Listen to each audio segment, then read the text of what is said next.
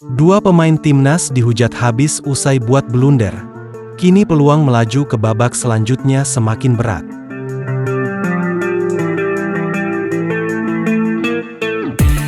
Tiga asing Persib habis kontrak, kini mereka pun pulang ke negaranya untuk berlibur. Selamat datang di channel seputar Persib. Di sini channel ini akan kami informasikan seputar update Persib, kilas pertandingan dan rumor transfer Persib. Jangan lupa likes, subscribe dan komen. Berita lainnya, Pemprov Jabar apresiasi prestasi Persib. Manajer Persib, Haji Umuh Muchtar menyampaikan terima kasih kepada Pemprov Jawa Barat atas apresiasi yang diberikan. Menurutnya, KDUDUH yang diberikan merupakan bentuk kanyaah dari pemerintah kepada Persib yang telah berjuang dan berhasil menjuarai Liga 1 2023-2024. Senang, karena ini tandanya KDUDUH dan kanyaah kepada para pemain Persib, kata Umuh. Sementara penjabat Gubernur Jabar mengatakan, KDUDUH diberikan sebagai bentuk apresiasi Pemprov Jawa Barat atas perjuangan yang telah dilakukan Persib selama kompetisi. B berharap, Maung Bandung bisa mempertahankan gelar di musim depan. Selamat untuk Persib yang juara. Masyarakat mengapresiasi gelar juara karena menunggu sampai 10 tahun. Semoga Persib bisa mempertahankan gelar, sebab mempertahankan akan lebih sulit, kata B. Tiga pemain asing Persib Bandung nasibnya di ujung tanduk, kontrak habis dan belum ada keterangan perpanjangan. Nasib tiga pemain asing Persib Bandung kini kabarnya sedang di ujung tanduk, lantaran masa kontrak yang akan segera berakhir dan habis di musim 2024 ini. Lantas siapa saja ketiga pemain tersebut? Ketiga pemain tersebut adalah Alberto Rodriguez, Ciro Alves, dan Stefano Beltram.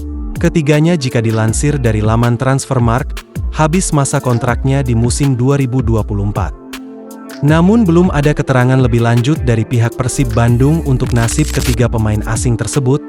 Belum ada tanda-tanda akan perpanjang kontrak untuk tiga pemain asing ini. Tapi, mengingat performa ketiga pemain asing ini, kemungkinan besar bisa diperpanjang lantaran performa ketiga pemain asing ini juga moncer dan top buat komposisi kesebelasan pemain Persib. Nama pertama yakni Alberto Rodriguez, melirik dari Transfermarkt bahwa Alberto Rodriguez akan berakhir masa kontraknya bersama Persib pada musim 2024, tepatnya tanggal 31 Mei 2024. Nasib ia benar-benar seakan ada di ujung tanduk. Kedua ada nama Ciro Alves, bomber Persib Bandung ini ternyata nasibnya juga sama di ujung tanduk layaknya Alberto Rodriguez dan Stefano Beltram untuk pemain asing yang kontraknya masih belum dipastikan. Masa kontrak Ciro Alves juga habis seusai perayaan kemenangan Persib Bandung saat kontra Madura United di final Liga 1 musim 2023-2024. Nama ketiga yang akan habis kontraknya adalah Stefano Beltram. Stefano Beltram juga termasuk dari salah satu pemain asing yang nasibnya di ujung tanduk lantaran kontraknya habis musim ini di Persib Bandung. Ya, habisnya masa kontrak Stefano Beltram juga pas sekali dengan momen setelah Persib juara Liga 1 usai mengalahkan Madura United. Menarik dinantikan, akankah ketiga pemain ini akan diperpanjang atau justru didepak musim depan? Laga Timnas Indonesia lawan Irak di babak kualifikasi Piala Dunia berlangsung seru dan sengit. Dalam laga ini STY menurunkan skuad terbaiknya. 8 pemain keturunan semisal Tome Haye hingga Ragnar langsung diturunkan. Sejak peluit dibunyikan, laga berjalan dengan tempo kehati-hatian. Irak akhirnya dapat peluang melalui Osama Rashid pada menit ke-9. Tendangan keras mendatar dari luar kotak penalti yang dilepaskannya melebar tipis di sisi kanan gawang Hernando Ari. Peran Tome Haye di laga ini sangat menonjol dan penuh perhatian mata penonton. Bagaimana tidak, sentuhannya dan umpan terobosannya hampir berbuah gol. Akhirnya peluang datang dari Rafael Sturridge pada menit ke-19. Struik berhasil lepas dari penjagaan bek Irak dan bergerak masuk ke kotak penalti. Tetapi tendangannya masih bisa diblok oleh pemain belakang singa Mesopotamia lainnya. Setengah jam babak pertama berjalan, permainan masih cukup berimbang.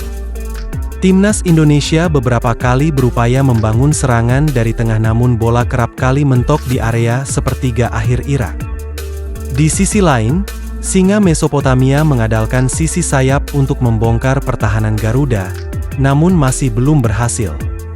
Sementara itu, peluang kedua skuad Garuda lahir melalui kaki Sandy Walsh pada menit ke-33.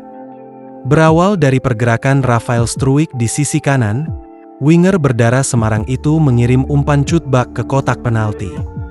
Sandy yang datang dari belakang menyambutnya dengan tendangan mendatar. Namun bola masih bisa ditangkap kiper Jalal Hasan. Memasuki akhir babak pertama, Timnas Indonesia melancarkan serangan beruntun. Kombinasi Sandy Walsh dan Ragnar Oratmangoen di sisi kanan mengancam lini pertahanan Irak. Oratmangoen mengirim umpan ke tengah kotak penalti yang diterima Marcelino. Bola dialihkan lagi ke Tom Haye yang memberikan umpan lambung ke Shane Patinama di sisi kiri. Tidak ada gol tercipta hingga waktu penuh babak pertama, skor pun berakhir 0-0. Di babak kedua menit 57, Indonesia harus tertinggal lewat tendangan penalti, akibat sentuhan tangan Rizky Ridho. Pemain Irak berhasil mengkonversi menjadi gol, skor pun menjadi 1-0 untuk keunggulan Irak. Menit ke-67 Timnas harus bermain dengan 10 orang setelah Jordi diusir wasit atas pelanggaran keras kepada pemain Irak. Indonesia harus pasrah setelah Hernando Ari blunder, dan bola direbut pemain Irak dan gol, 2-0 untuk Irak. Atas hasil ini Indonesia harus menang lawan Filipina di laga terakhir, agar bisa melaju ke babak selanjutnya. Kalahnya timnas ini tak terlepas dari kesalahan dua pemain ini, kata netizen. Hernando yang blunder di akhir babak kedua menjadi hujatan luar biasa dari netizen Indonesia, namun ada juga yang mendukungnya. Semoga kedepannya timnas lebih baik lagi, amin.